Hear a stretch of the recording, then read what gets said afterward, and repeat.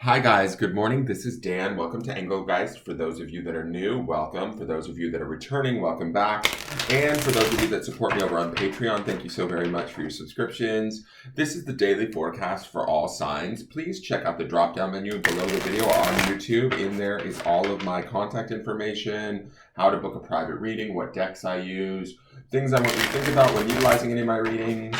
This is broad spectrum. I will speak in broad terms, so you have to figure out where it best fits in your life. It is originally created for the 15th of July, Thursday. I cannot believe we're already halfway through July. Jesus, where is this year going?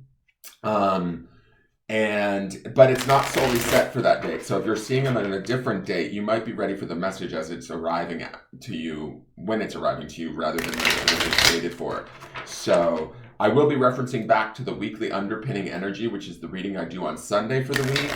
And in that, if you want to see that video, it will be on the lower left-hand corner of the video at the end of this video. So if you want to know what I'm referencing, please leave me a thumbs up if you enjoyed the video, subscribe to the channel, and hit the like button. Hit the notification bell too, so you get notified when I go live. And what else? Leave me any questions or comments on the YouTube page. I will read them, and I will answer them if they require answering. And I appreciate all of them, so thank you so much. So let's see what the energy is, what card needs to show up for us today. We have the Curandera of Water. We've had a lot of Curandera action going on, guys. This is all kingly action, right? Or this sort of, in this deck, Curandera to me is about, obviously, that sort of Mexican healer, that spiritual, connected, which I like that about this deck. Instead of the queens, it's the madres, and the Curanderas are the kings. So to me, there is this emphasis on sort of healing, being connected to nature, all of that. When we have the King of Cups, he's very much emotionally available. He's very much in his feels, but I think in a very positive, empowered, authoritative way, right? I love that he's drawing a bath here. I'm a Pisces. I can get down with a good bath. Like, you don't even know. You all should see my tub one day. I'll do like a cribs tour of the house. You can see the tub that I use to take my baths. But I love that he is pouring forth the water into the tub from a hot tea kettle, like he's, filling that tub bit by bit.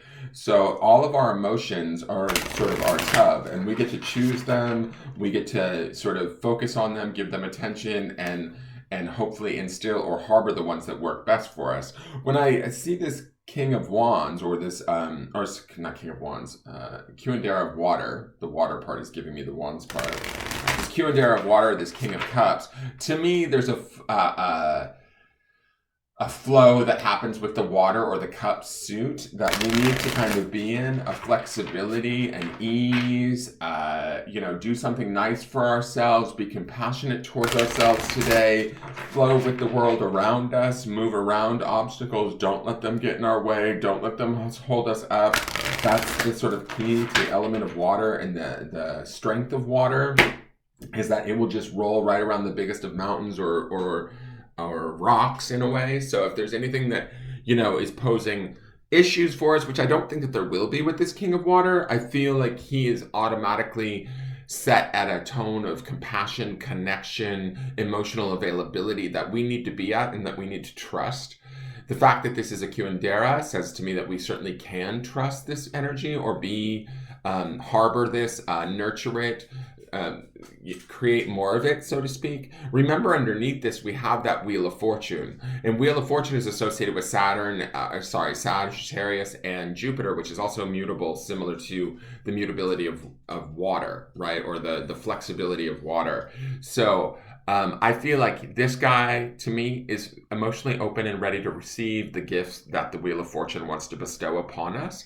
And if we're not receiving them, or say maybe they're not coming on quite so strong, or it's taking some patience, well, then this guy's going to give himself those gifts by drawing himself this bath, right? There's a certain kind of ceremony, ritual, self-care that comes along with the Cups cards that I think that the King or the Curandera, certainly being a healer, it personifies, right? So take times to heal yourself emotionally today. Take times to connect to yourself in a space of compassion and love today, and allow that compassion and love to sort of open you up to see the gifts and the opportunities that the Wheel of Fortune is spinning for us in the background, right? Even if they're taking a little time or patience, the water aspect of this card should afford us that patience and that flexibility, right? Let's go to the Fairy Medicine Oracle. Oh, hey, Divine Lovers Magic. We got a little bit of fairy booty going on. This is card number 2, and it's interesting. As I was talking to you about this card, I noticed these 2 candles back here, and I was going to say something about potential love or connection between those 2 candles, but the King of Cups doesn't, he can be a very romantic card, but I associate like new love or love stuff more with like the 2 of Cups or the Lovers.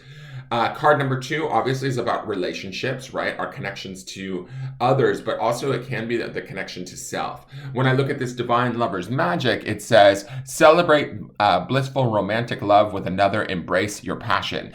Those of you that have this opportunity, do that. Like, allow yourself to connect to another. If it's just about connecting to yourself, you know, at a deeper, more compassionate, loving way, do that today. Open those floodgates, open those doors, and let that sort of energy permeate your energetic system, your aura, your being, your physical body. Do something nice for yourself today. Draw a bath. Go for a walk. Eat really healthy food if that's something that makes you feel better. Go have some really good sex with somebody you care about, right? Spend time with friends. Any of that sort of stuff to me feels very much in line with both of these cards. To me, I love the pink and the blue of both of these cards. If there's any quality there between like the masculine, feminine, I just really like this. This should be a really blessed day for those of us who want to partake in this energy, right? That King of Cups is going to be, the Cups aspect to me is very sort of feminine in a way, and then the King aspect is obviously very masculine. So there's even a balance within him where he's a dude that's in touch with his emotions, and I'm into that, right? We can be strong, but also emotionally available or emotionally vulnerable, and kind of connect to that and understand the strength and the beauty of that, the power of that, right? And embrace that.